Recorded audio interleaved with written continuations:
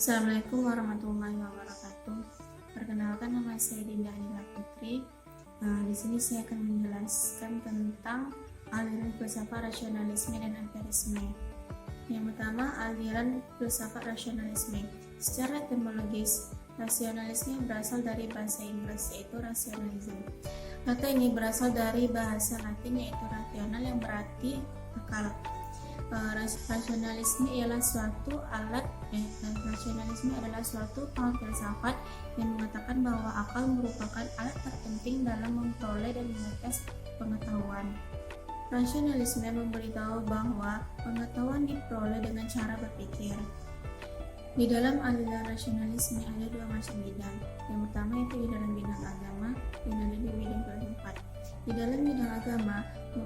dalam bidang agama, rasionalisme merupakan lawan dari otoritas dan biasanya digunakan untuk mengkritik ajaran agama. Dan yang kedua itu rasionalisme dalam bidang filsafat merupakan lawan dari filsafat empirisme yang digunakan sebagai teori pengetahuan dan terutama berguna untuk sebagai teori pengetahuan. Aliran rasionalisme dipelopori oleh René Descartes yang disebut dengan bapak filsafat modern. Adapun kelemahan dan aliran filsafat rasionalisme ini yaitu filsafat rasionalisme lebih mementingkan subjek daripada objek. Sedangkan kelebihan aliran filsafat rasionalisme yaitu mampu menyusun sistem-sistem kefilsafatan dalam manusia, contohnya seperti matematika, astronomi, biologi, dan lain-lain.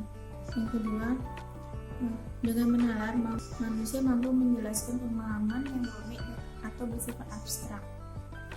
Yang ketiga, rasionalisme memberikan kerangka berpikir yang logis. Tokoh-tokoh rasionalisme yaitu yang pertama René Descartes, yang kedua Spinoza, yang ketiga Leibniz. Yang kedua, aliran filsafat empirisme.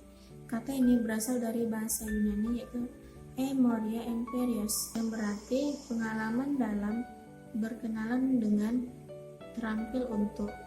Empirisme adalah suatu aliran filsafat yang menyatakan bahwa semua pengetahuan berasal dari pengalaman manusia. Sumber pengetahuan dalam teori empirisme adalah pengalaman dan penginderaan indrawi.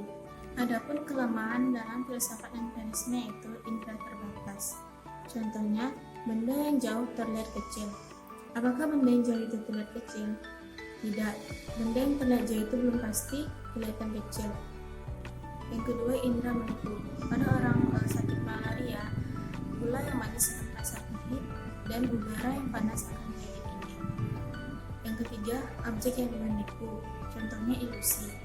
Yang keempat, berasal dari indera atau objek sekaligus.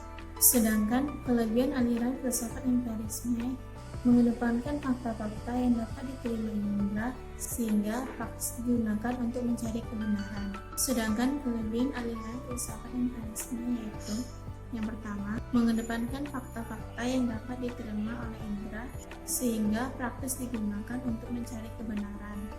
Yang kedua, informasi dapat diperoleh dengan cepat melalui indera. Yang ketiga, dalam metode ilmiah, empiris sangat berguna dalam mengumpulkan data dan mencari bukti-bukti di awal.